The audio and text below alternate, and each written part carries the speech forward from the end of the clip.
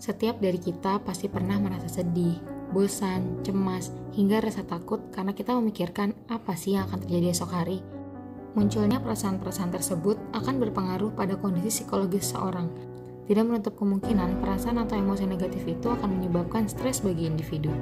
Salah satu langkah yang bisa dilakukan untuk mengatasi hal tersebut adalah self-talk. Yuk kita dengar pengalaman dari Aditers, tapi sebelum itu jangan lupa like dan subscribe channel Aditya.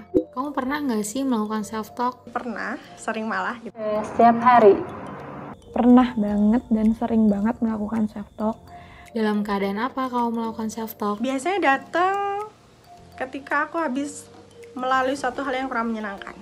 Tapi nggak jarang juga terjadi di saat aku habis melakukan hal yang menyenangkan. Biasanya aku melakukan self-talk itu di pagi hari ketika bangun tidur. Gue melakukan self-talk itu kalau misalnya gue berada di posisi dimana gue harus mengambil sebuah keputusan atau gue bingung dan bimbang untuk menghadapi sebuah situasi. Kalimat apa yang biasanya kamu ucapin ke diri kamu? Gak apa-apa. Jadi kayak aku sering ngomong, gak apa-apa man, hari ini emang gak baik gitu, lagi gak bagus nih harinya. Insya Allah besok akan ada hari baru lagi gitu. Dan masalah-masalah yang hari ini akan terkubur dengan hal-hal baru di hari esok, biasa aja, gak apa-apa gitu. Pastinya harus berupa good affirmation, karena kan untuk diri sendiri ya, seperti I'm happy, I'm good, I'm healthy, terus juga gratitude, I thankful to God, I thankful to myself. Apa sih yang bikin lo nyaman, apa yang bikin lo gak nyaman, terus kayak misalnya sisi positif sama negatif dari keputusan yang akan gue ambil itu apa gitu. Kalau misalnya gue ngambil A, gue akan merasa apa, dan ketika gue ngambil B, gue akan bagaimana gitu.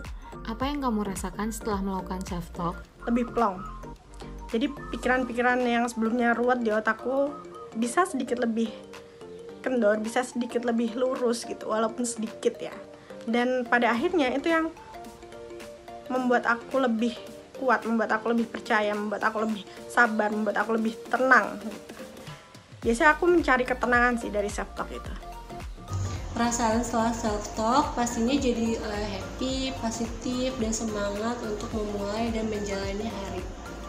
Jujur, setelah melakukan self-talk itu rasanya sangat melegakan dan sangat membantu dalam proses gue mengambil keputusan dan membantu dalam proses meyakinkan diri gue terhadap pilihan-pilihan tersebut. Nah, sekarang kita denger yuk penjelasan self-talk dari psikolog Aditya. Halo, aku akan menjelaskan mengenai self-talk. Jadi, definisi self-talk itu sendiri adalah berbicara kepada diri sendiri atau intrapersonal communication.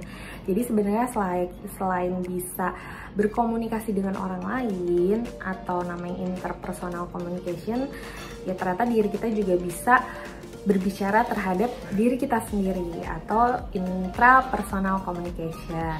Nah, self-talk itu sendiri atau sekarang yang kita sebut itu self-talk ya. Jadi, self-talk itu sendiri ada dua macam nih. Yang pertama itu ada positif self-talk, yaitu perkataan yang baik, sama negatif self-talk, yaitu perkataan yang buruk, kayak gitu. Nah, manfaatnya apa sih kalau kita melakukan self-talk?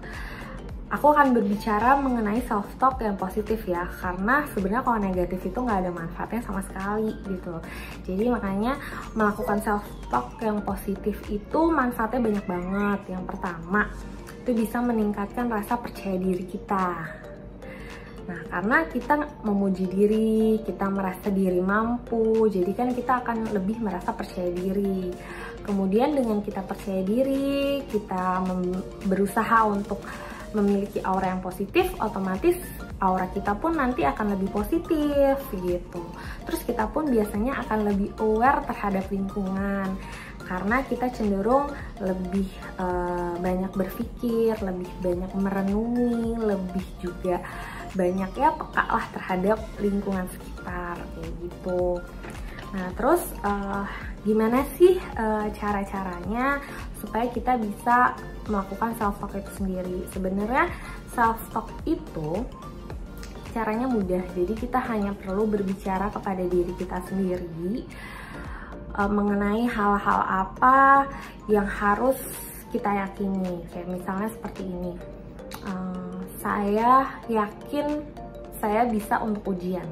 Ketika kita akan melakukan ujian. Nah, hal yang sering salah sehingga jadi berat, yaitu kita tidak boleh ketika self talk itu menggunakan kata negatif, karena terkadang kata negatif itulah yang akan menjadi alam bawah sadar kita gitu. Jadi secara nggak langsung tuh justru kita jadinya misalnya saya tidak akan gagal, justru jadinya malah saya akan gagal gitu. Jadi makanya hindari kata-kata negatif. Jadi sebisa mungkin self talk itu selalu diubah gitu, kayak misalnya saya tidak akan gagal tapi diganti jadi saya berhasil, saya akan berhasil, seperti itu. Nah terus juga harus stop untuk menyalahkan diri, jadi lihat juga sisi positif kita, jangan hanya aduh ada kurangnya ini, jangan ada kurangnya itu. Jadi jangan fokus di kekurangan, tapi justru fokuslah di kelebihan kita. Kemudian jangan lupa juga selalu tersenyum untuk melihat cermin ketika kita melakukan self talk itu sendiri, karena itu akan mempermudah gitu bahwa melihat diri kita, menyemangati diri kita sendiri. Kemudian lakukan konsisten, karena memang self talk ini sendiri akan ada dampaknya ketika kita melakukan konsisten. Kita melakukannya dengan konsisten, karena kebanyakan orang sekali dua kali coba kayak udah nggak bisa, sementara self talk ini sendiri tuh harus dipaksa. Jadi makanya memang perlu terus menerus dilakukan kayak gitu.